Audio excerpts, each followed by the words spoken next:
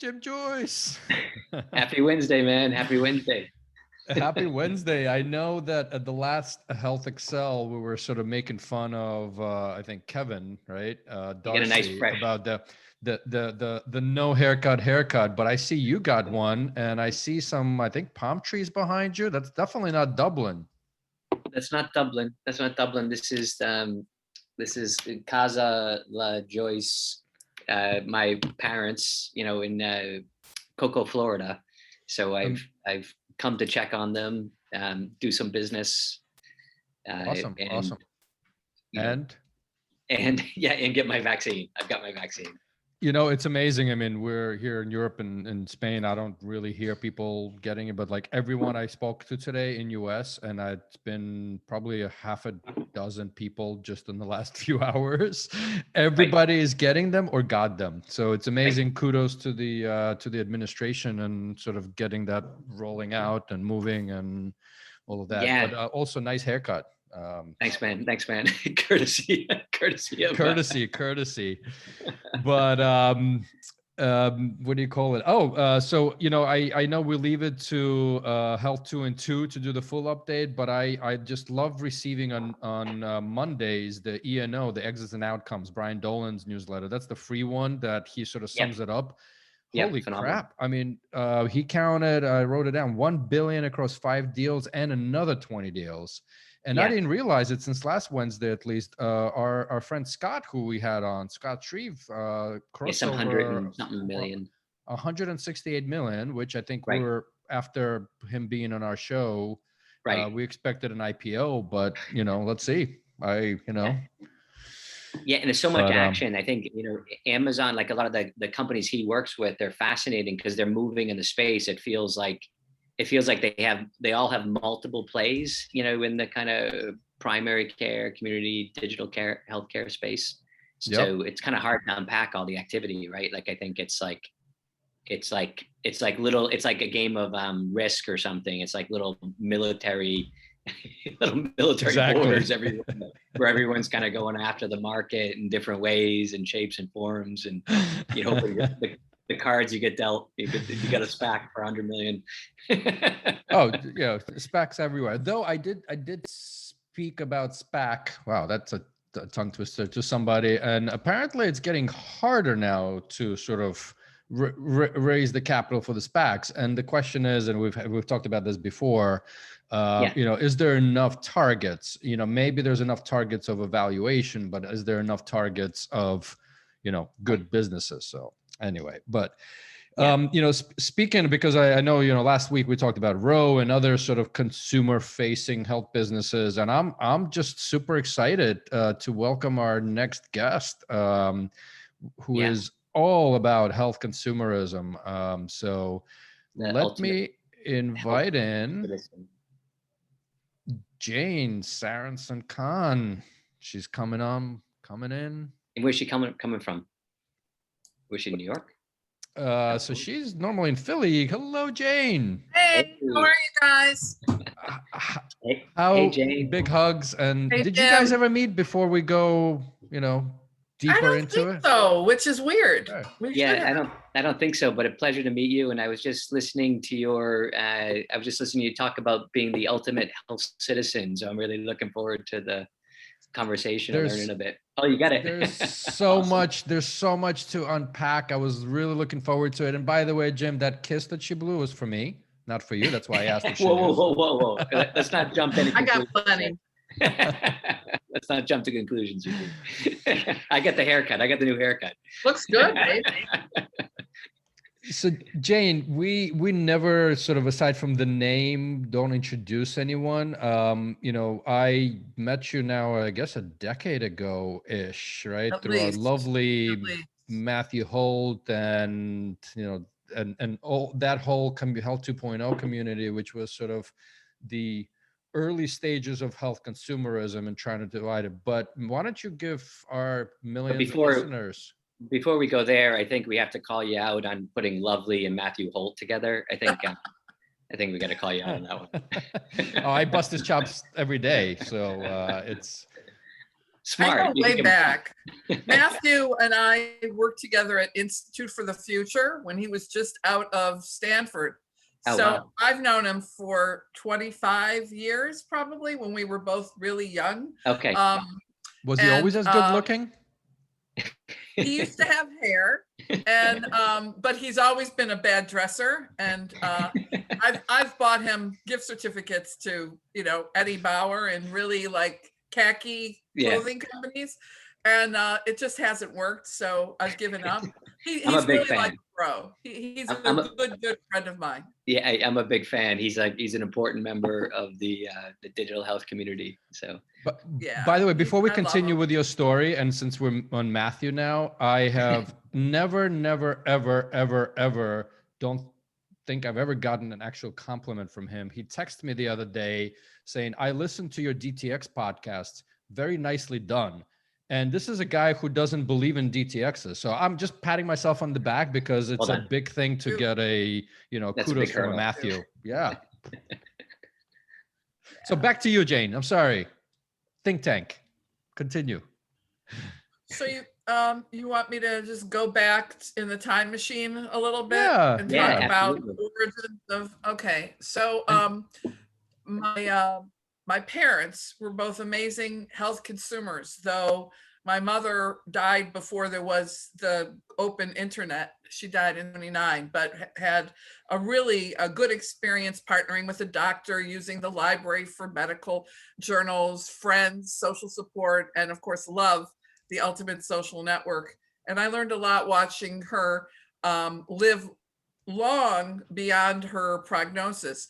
Then my father didn't die until he was 86. My mother was 58 when she died, and my father lived in the age of the internet and passed away 12 years ago. But really partook in social networks, was a bionic man, and so I had two really good examples of healthcare consumers who were really engaged in their health from very young, early adolescence through to what I'm doing now in my professional life, and so they've always been kind of on my shoulder in terms of inspiring and informing my worldview, but the consumerism. So I studied health economics, University of Michigan, before it was really a thing.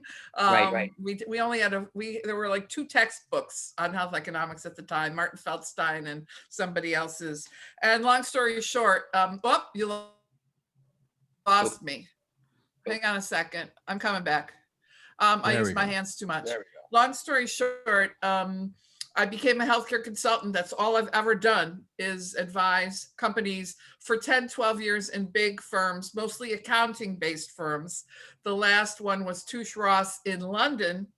Then I came, and that's my husband, and moving over there, and that's another part of my life. And he's still my husband, and he's in the other room. Well done. Speaking to a sick French banker with COVID in Paris. Very sad. We do have our spouses on the show, so feel free to invite him in if you miss him. I must ask about the lovely Marina and the coaching business. So I won't let that go. Anyway, I would say for the last 15 years or so, and you guys have worked in pharma a long time, when we saw copays going from $0 and $5 to sort of 10, 15, 20, and I was working, with pharma as clients in, say, a diabetes franchise or a cardiology franchise, saying, there's something here we need to start talking about, which is the fact that it's a $20 bill when Mrs. Jones goes to fill Mr. Jones' statin. Which then, statins weren't as generic as they are now. And anyway, I started to think about the $20 bill as sort of the first point of purchase retail health experience a long time ago. And that got me really engaging in the patient as a consumer before we really started to, the industry really adopted that. So I was a little bit early in that, and exciting. And I really built the last 12 years of my career really looking at the consumer technology, the role of the internet and e-health, and then health policy and economics. And then the last few years now with the home, being the hub of health for people. So I try to stay a little bit ahead of things. And that's why when I worked 10 years as an associate researcher with Institute for the Future, when I started my company, my business, Think Health, I really cut my teeth on forecasting with Ian Morrison, who was head of it then. You all know who Ian is. And then Wendy Everett came in to replace Ian in health. And she has a much more public health, social determinants of health lens. So it was interesting. I had the Ian hit, and Ian really influenced Matthew Holt a lot too. And then the Wendy hit, looking more at public health, Robert Wood Johnson stuff. And all that is in me now as I age into this career and mature. And I love, focusing on the patient as this underutilized resource. Can you give like, I don't know if there's an echo there, so there's a little volume down a little bit. There is an echo on your side. Maybe the volume goes down a little bit if you just not allow. Will I tweak it down? Yeah, if you tweak it down, you might lose that. Otherwise, okay, it's down now. Okay, I think that's much better. So just could you like, what's the status of the copay right now? Like, where are we at with the copay? Well, we have high deductibles for lots of people now. So the copay is more like a big dollar amount that a lot of people avoid paying. So it was much more palatable to have a $5 or $10 or $20 copay. We always say if you can hide it on a charge, your MasterCard bill, it's less than like a cable bill, you can kind of get away with things, a cheap cable bill. But with the high deductible now, all bets are off because so many people are rationing care because it's my money now. And it's more than a $20 bill. A deductible could be $1,500 up to $8,000 for a family of four. They go that high. So we're seeing a burgeoning of self-rationing of care in America based on this high deductible. And it's really poorly designed. It's the opposite of value-based care. If we really believed in value-based care, we would make medications for chronic illnesses literally free, or maybe $1 for 90 days, charge a little bit, and then you drive adherence way up. But, value-based payment is still not there yet.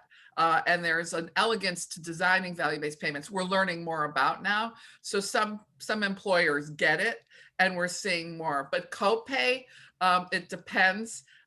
It depends if it's a condition like mental health conditions. People want the brand that works for them, and they may be willing to pay for that. If it, keeps your sex life going, if you keep your hair, if you feel the effects, you're much more willing to pay for it than like for a statin, which is why, or even insulin, which has gotten way out of control. So what would be a copay? Insulin would be like, what would be a copay for someone on insulin? Like, they'd be paying $1,000 a year, or you could be doing $100 a month, which is a real deterrent to sticking on it. And then of course you show up in the emergency room, and what good is that? Then you're looking at thousands. Right. So we're so immature when it comes to value-based design, at least just for things like insulin, which should be really a public health good, I think, in terms of zero or very cheap payment. I just wanted to contrast, because you've been there also from the beginning of this like health consumerism, at least as it relates to the Health 2.0 movement, right? As well. And I always talk about, that health consumer, the hypothesis with health consumer was there over a decade ago, right? 2005, 6, 7, and above. And then all of those startups and companies just sort of pivoted relatively quickly. They couldn't find a model. It was advertising based. They pivoted towards B2B. But I feel like, not just with your Health Populi coverage, but everywhere, sort of the rise of the consumer is back. And is it because we're no longer doing the $5 copays, but $100 a month? Yeah. And it's just more coming out of your pocket. Yeah. And so I want to be able to buy and procure things scientific based. Yeah. So I'm curious on your thoughts to contrast what was 10 years ago plus. I think the way I'm looking at it now is like a retail good. It's the retailization of healthcare. We use in your lifetime. Cheers to that. Retail health was the cheers, coffee. In your lifetime in pharma, retail was the pharmacy. But now retail is everything that you pay for out of pocket. And if we want to go to Marina Barukovich for our health, that should be part of our FSA or MSA, deduction. So at least we get a 35% or so reduction on that. And many doctors are now prescribing exercise as medicine, food as medicine. My husband, who's got family cholesterol, he's been using red yeast rice for years, along with his swimming to keep cholesterol down. That comes off our MSA. So, because his doctor writes a script for it. So you have to have that kind of partnership with your clinician, which is something I learned from my parents a long time ago. You can partner with physicians, and they kind of like it when you do, because you're more accountable and your outcomes are generally better. But the point about this retail. So to me, all health is retail now, because people are paying hard dollars out of pocket, pre or post tax, depending on the thing. So if we think about healthcare in this way, it's really useful, because we then start to think about how retail is reshaped in other parts of our life. So in COVID, especially, and that's what, the new book on health citizenship talks about. How did COVID reshape consumers and then consumers as health citizens? There he is. C19. So it's C19 free zone. No, I'm kidding. we don't have any penalties for it, so. Sorry. C19. So, or the coronavirus. The pandemic has really reshaped us in Just retail, hitting them all. driving us to e-commerce, but omni-channel. So now I'm thinking about, as we think about telehealth and telemedicine and virtual care, it just becomes part of omni-channel healthcare. And right. I think if we look at it that way, then we start to design it like consumers want it. It absorbs into just healthcare, the way in our lifetime we talked about e-business, and now it's just digital, like in everything. And that's where I think we're going to be looking at virtual care and telehealth. It's just part of the continuum of care. So when you say omni-channel from like, the digital health technology company is distributing their product through omni-channel, or you're thinking about acquiring an omni-channel? So thinking about omni-channel in all of the touch points where you could get health care from. Okay. So look at the demand side instead of the supply side of healthcare. Think about it from the consumer's point of view. I can go to CVS online. I can go to CVS bricks and mortar. I can have CVS at the curbside, or they deliver to my house, or all of these different areas. Or now CVS Health offers a voice device like Alexa called Symphony at home, which now I can order off of the way I might order off of Alexa, and they'll be doing other more health care things through that device. So all of a sudden, omni-channel in the eyes of the consumer means I can get CVS anywhere I want, however I want, when I want, in my home, via my watch, online as an e-patient, if I'm still doing like computer-based, ordering or Googling, and then in the store. So I think that's how I've been thinking about this in the pandemic era. Yeah. And it's funny. Go ahead. No, I was just going to make a funny, I wonder how many Alexas this show will set off in people's homes. Alexa. But symphony, there's not many symphonies out there, right? So. Yeah. So anyway. We think like, so with my company, Health Beacon, so we have an injection adherence. We have the world's first smart sharp spin, and it helps people stay on their injectable medications. But when I've morphed into an omni-channel, like during the zone that we're in, the time we're in right now, but I've morphed into that omni-channel because at first we went to the pharmaceutical companies and we said, when you do a patient services program, why don't you consider distributing our product, to help make sure people stay on your medications, and those tend to be high expense medications. And then we got a consumer opportunity, but that was more focused on the diabetic that might not have been supported by the pharma companies in the same way. So we said, okay, you go out of pocket and walk into a CVS or a Walgreens and buy it and maybe use your health savings account. And then we thought about taking our tech and wrapping it up in a digital therapeutic and having a prescribed version of it. So we're kind of, and this is really, and people ask me, well, are you eating your business in other areas? And I go, I don't really think of it that way, because I'm just trying to get distribution and kind of meet the patient where they're at. That's it. Yep, that's You're it. scaling it in different ways per what the consumer wants. And the consumer will be better off because of that, because she'll appreciate she can get it in the form and the format she wants it. So good, that's great, opportunity to exploit, again, across the many media and platforms and channels. I was just trying to get my strategy validated, Eugene, because I knew That's it. It's funny. I was going to make a joke that now you just got free advice on the show, right? Let's sell some books for her. So I'm actually ashamed, because I did buy your first book, The Health Consuming, right? I think that was the name. Right. I don't think I ever got it signed, therefore I never read it. So it's just sitting there. We'll correct that. When I see you, and I will see you in the fourth quarter this year in Europe at some point, we'll be back. I'm all vaccinated now. But by the way, the connection, because you guys are going to Italy, right? You now have Brussels. Oh, Brussels. Okay. Oh, you're moving to Brussels.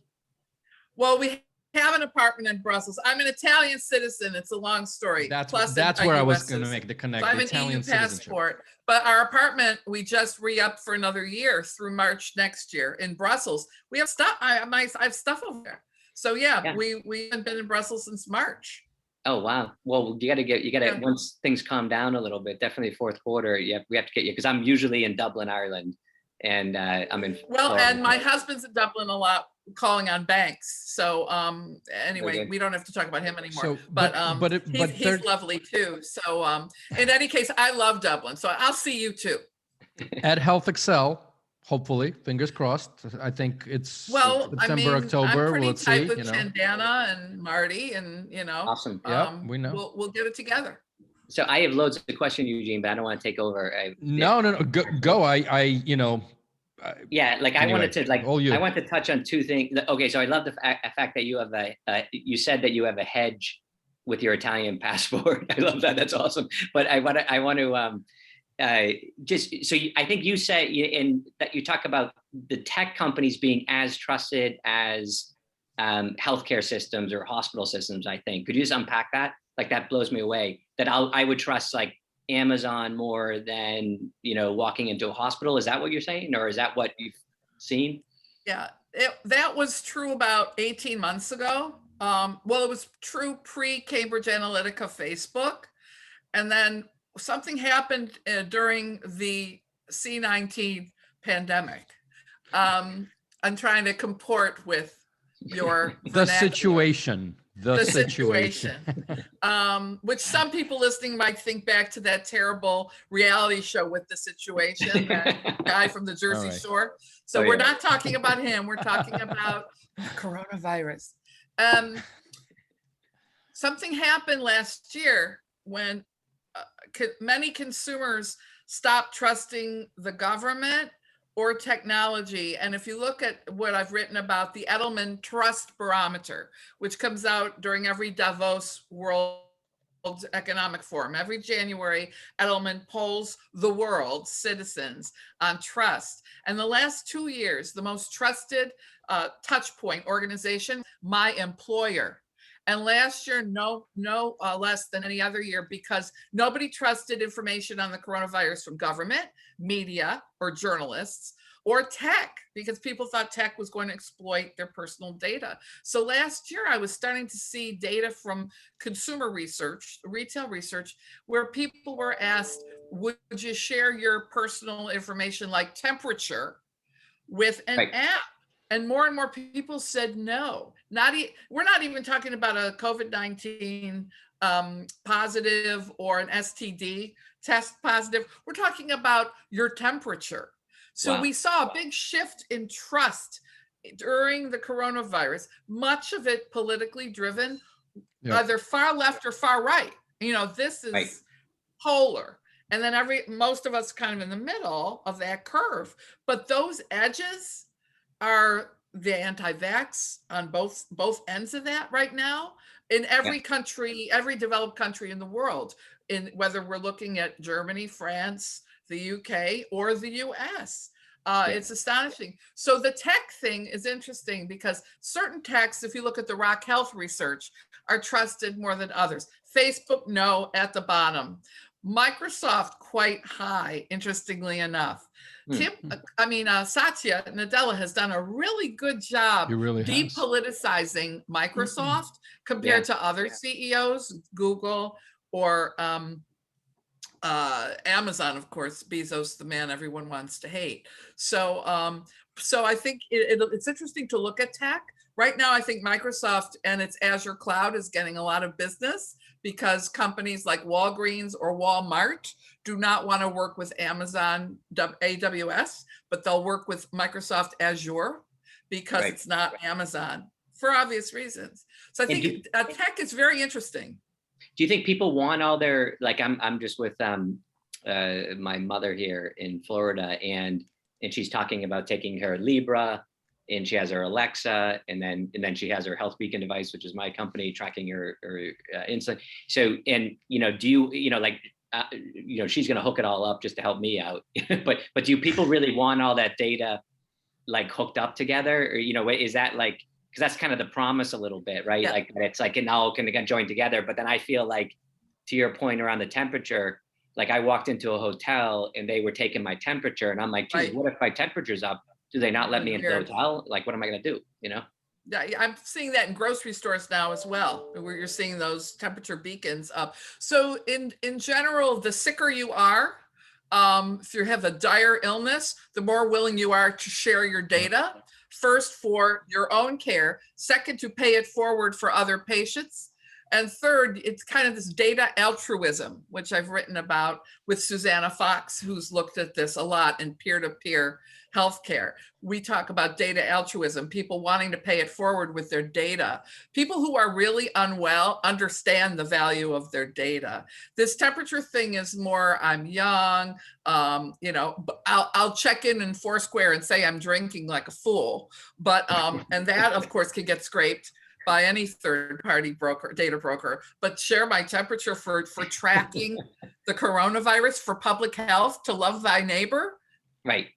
So it's interesting. But in general, people who are sicker will share data for a value exchange. And that's really what it's about now. Your mom's going to receive great value in bringing all those APIs together and data that can educate her about, when she should eat, what she should eat, take a walk, whatever. Listen to Willie Nelson to feel better because your mood is down, whatever you could program into the coaching of it.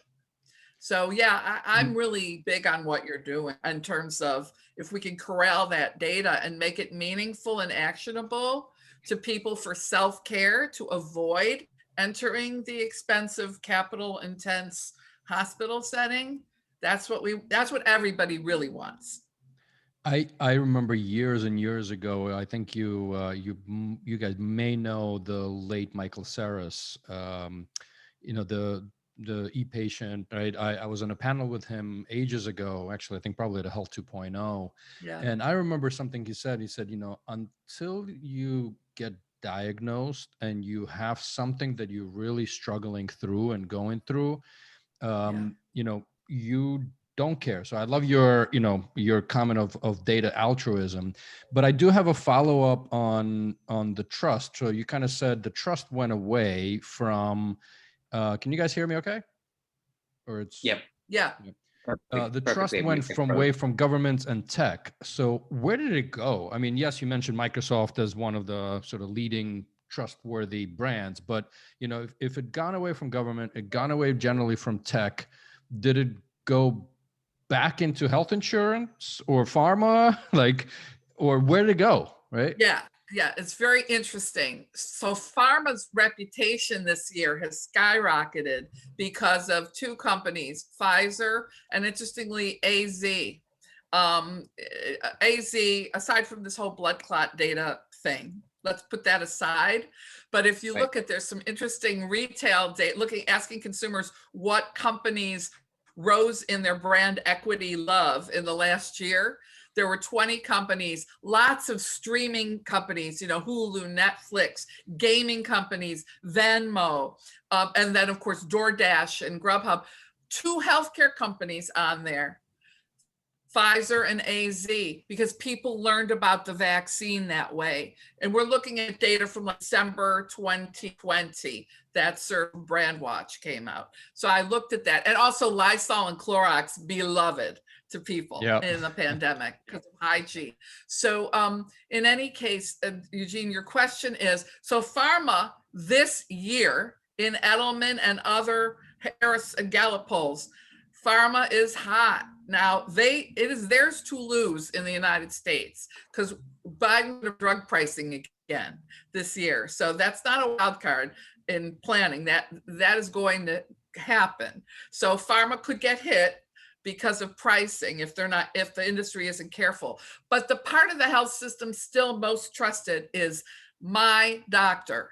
My doctor, in terms of these surveys. So it's my doctor I trust with my data. The personal physician is still the most trusted data steward in healthcare. Now, the conundrum here is most young people do not have a medical home, do not have a PCP.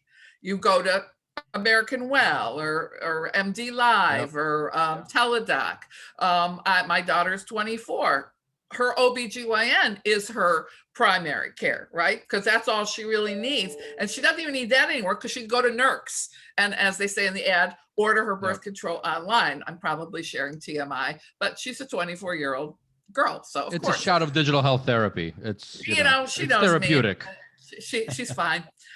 She's a great exhibit A. Trust my doctor. Don't trust the health plan. That has not been the trusted place. Then it becomes local media. So it's sort of, I don't trust national media, the New York Times or Wall Street Journal or Fox or CNN or MSNBC. I trust my local newspaper, like I trust my local doctor. And then for in the States, for more Democrats and Republicans, I trust the CDC and public health departments. My local public health department, state public health department, more than CDC, but of course people don't understand the local public health department gets the information from the CDC. So it's become so politicized and scary that way because there is science. We want to live and respond to science. And we're in a really dark place on trust right now. I thought you were gonna say, and maybe you did say it before a little bit, which was that people would trust their employer. Yes. So. Yeah. In the Edelman work, the employer is the top trusted entity, organization in people's lives right now, because employers are seen as taking care of you, telling you not to come back to work. It's not safe. People want to get health information from their employers. And that's been true in 2020, and it's true this year as well. So it was true a month before the pandemic really hit hard. The employer is playing an interesting role right now, globally and in the US. Yeah, fascinating. And I know I that. want to actually, sorry, Jim, I just want to zoom into that, right? Because, at your coach, we're doing quite a lot of, research and experimentation on some of those models. And, when we look at the employers, it was an astounding number to me that 99.7% of all businesses in US are SMBs, 500 employees or less, right? Yeah. And so when you're citing the data of the trust, are we talking about the large employers that have the facilities, the infrastructure to ensure the safe return, or are we talking about small businesses or both? I don't know if any of this is differentiated, right? Edelman didn't differentiate by firm size. It is the larger companies that have the ability to scale the kinds of things you're talking about and increasingly deal with the mental health issues that employees have, because most employees did not get COVID. Many might have been COVID positive, but what is going to last beyond even the endemic, because we're going to be living with this for a long time, is mental and emotional health and financial health. So it's the larger companies who are now looking at employee benefits baked with primary care that has mental health in it at the beginning, not as an afterthought or carve out the way it used to be. It must be together. And at the same time, especially for younger workers, financial health. Younger people with student loan debt that is so backbreaking. And then for a lot of workers who lost hours or jobs in the pandemic, the student loan thing is huge for younger workers. Younger workers were harder hit financially in the US during COVID. Europe did a nice job at supplanting income for people because that's what Europe does. In the States, we've got some checks coming to people, but nothing like what most European countries did or EU countries. So we have a real financial wellness problem, which for the coaching business, Eugene, is really important because mindfulness, meditation, you look at Headspace, the Calm app, the hockey stick growth of the digital mental health. And I look at that as digital therapeutic too, because software is medicine and it doesn't necessarily need the medication with it. So, I mean, I'm a big fan of the Calm app now for sleep, for example. Yeah, and I think I might have said it, in one of the other shows, but we are focused on providing a virtual home for coaches and their clients, but we're now having an influx of end consumers also downloading. And for the last 3 months, that number has been steady around 35 to 40% of the requests coming in are mental health related, right? And it's not necessarily like clinical mental health. It's, still like just working through my anxiety at home and, all of these things. 40%, right? 35 to 40%. Yeah. No, anxiety and depression is the new black. Like everybody has a form of PTSD from this, even when we are wealthy and well. The lockdown has not been healthy for anybody.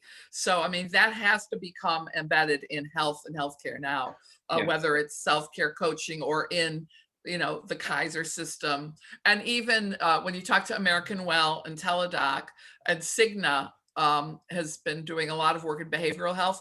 The part of telehealth that's persisted after the hockey stick growth has been mental health, not so much the triage for I have a sore throat. This mental health thing online is huge, and thank goodness it's there for people who haven't had access. I think I don't know how you feel, but like as you're growing a team, but like my team's like say we're almost 50 people now, right? Like and we're small, but the role that I myself and my management staff and almost to each other, or like even Eugene and I starting this podcast, we always talk about it was a way to kind of, help get through this, right? Like get through this period that the role, like I was sitting with maybe 20 top health tech companies, or no, sorry, technology companies in Ireland at an event the other day, and the level of effort and care they were putting into socialization and events and sending them things and, checking in with them, which just blew me away. And it's almost like they all became their own mental health app. You know what I mean? They were all like, they're like, checking in like, hey, Jane, how are you feeling? What's going on? Let us know, because there was such a direct payoff of productivity. I mean, it's obviously doing the right thing and, wanting to be a good person and seeing people be well, which is probably the fundamental reason you would start a company and do a lot of things anyway, but really you had productivity problems if you didn't do it, right? Like you had real solid productivity problems. The one thing we're watching, and we're really trying, Marina and I, on Fridays to really shut off. We tell the team, because while the productivity is actually through the roof for I think all of the companies, all of the employers, right, which actually has a potential, I mean, really like a burnout challenge right ahead of us coming. And it's like bubbling up, and this is why we're being very proactive. And as a tiny little startup, we ourselves are saying, you know what, use the money that we reimburse for health coaches on our platform, take off, shut down, I think this is so important. And lastly, I think, back to, us starting this, but I'll text people and say, just checking in because something triggered in my head that they're not doing a normal response or correspondence as I used to. And so I think peer-to-peer support, and back to Susannah Fox and Alexandra Drane, and all that crew of peer support is just huge, right? Yeah. So it's really interesting. The two of you have created this pod, this emotional pod, because Susannah Fox, Alex Drane, Lisa Suennen, and Margaret Laws and I, at 11 a.m. Eastern every Monday morning, we have a Zoom call. They are my therapy pod. Right, lovely. These 5 women coming together since last April, weekly. Yeah. And we're busy women, the 5 of us. So it's usually 3 to 4. Sometimes we get all 5. But I think the issue of empathy has really come out in the pandemic. And just let me just add, the CEO of Citigroup, who's actually a female CEO, my husband knows her. She's brilliant. I don't remember her name. Last week in the Wall Street Journal, she came out to say, we will have Zoom-free Fridays. Yeah, I saw that. Anyone ever Citi? Yeah, my wife is at Citibank for her whole career, and I've seen the videos go down on Friday now, and we're all very excited about that. There you go. So, I mean, there's more and more, and you're right, productivity is crazy, but we can't self-regulate that easily right now. We're a bit manic. And so I think it's great. Some people think it's the nanny state, but I have a public health degree along with my economics degree. So for public health, it's a good thing. So, the funny thing is we actually have the complete reverse with the team. Monday through Thursday, any of the calls, we actually say, shut off the video. We know what we look like. We see the picture, just, let's focus. And Fridays is the only day that we say, you know what, that hour that we're going to spend, just hang out, video on, jokes, weather, whatever. Right. So we kind of reversed it, saying only 1 hour a week is where we actually require the video. So I think Citibank, they work. I mean, I love Citibank. Yeah. I love Citibank because it's, as I've always started companies, my wife has been a stable earner for the family, but so I have nothing but positivity towards Citibank, but they work them hard. You know what I mean? Like the banking in general, not just, they just work them very, very hard. And like you saw the Goldman Sachs, I couldn't believe that, like, here you have Goldman Sachs, people kind of willing to kind of unionize and talk about the fact that they were being overworked. Like, who would have thought? So I'm the timekeeper, and there's just so much to unpack and keep going deeper and wider and then deeper again, because I think we're just, my 2 cents is we're just starting to really untap that health consumer, right? And I'm not going to put words, but we always kind of, actually, Jim, I'll hand it back to you. Your famous question at the end.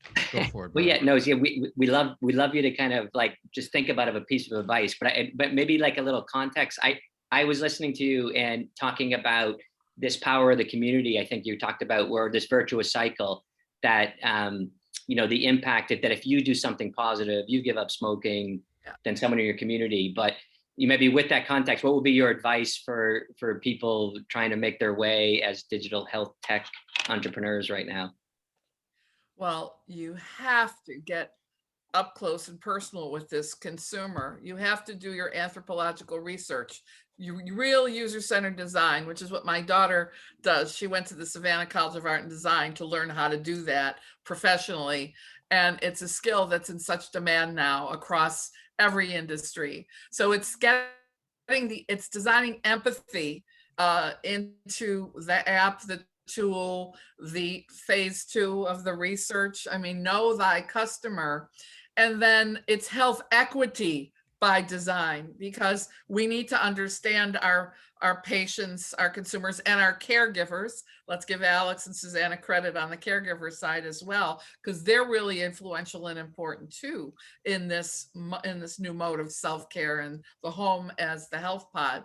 So we have to become designful and mindful and empathetic, and I think live with the kind of grace that you guys are showing each other, and that you saw Jim at your recent meeting, and that Eugene is showing with his team, because it's a tough time. Like it's a dark and hard time, and I'm lighter because I have my vaccines now, but really Robert and I aren't going to change our life all that much. I'm still going to wear a mask, and I'm still afraid to have dinner with friends. I mean, it's just us, you know, we're the famous dinner party couple. Like we love, you know, the long Italian table, and you've seen that in movies. Like that's me, I'm the cook.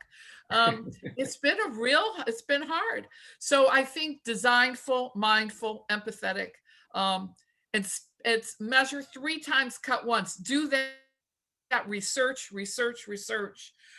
with real people, and hire these fabulous young, you know, service and user-centered designers, because they know what they're doing. And there's a lot of them in Dublin. I know Dublin's got a great design community, as did Berlin, and as does Spain. I mean, Europe really was the center for service design, which was the degree my daughter ultimately got. They were all European professors at SCAD, came out of Copenhagen. Wow. That, I was going to say, it's either like, under user-centered design. Yeah, it's designed for service industries. So I like this. I love that design. What do you call it? You said design for empathy.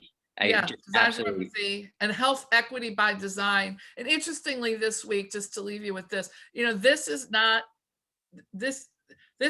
just for a nice to do. This is a must do now, because we know that there's so much bias in algorithms and systemic bias in the healthcare system, and not just in the US. I do a lot of work with the NHS in Britain, and there's a lot of crap, excuse me, but that's the operable word.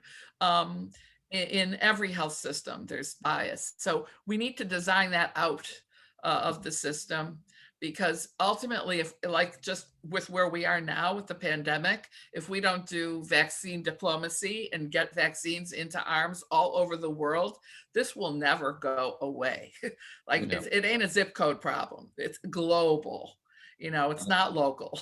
So we often have said healthcare is local, but when it comes to public health, it's global. And I think we know that now. So God bless us, everyone, that we, you know, adopt empathy and really good design. And the connectivity that you were talking about, the social network from the great research of Christakis and Fowler. It is a virtuous cycle. You wear a mask, you influence other people to wear it. You don't, other people have an excuse not to. And that's just how it works. So yeah, quit smoking, get your weight, you know, down, lose those COVID-15 if you can, hire Marina to help you do that. She can't scale, but our thousands of coaches can. There you go. And then the love, you know, just love each other, and that will bolster the love. And that's important. Awesome. Fantastic. So with that, for the ones that are hanging with us, click the subscribe button, reach out to Jane, healthpopuli.com. I am always amazed of how much writing you do and your diligence and consistency. I can learn from you for sure. And thank you for joining us today. Thank you, guys. It was so much fun. Lovely to see you.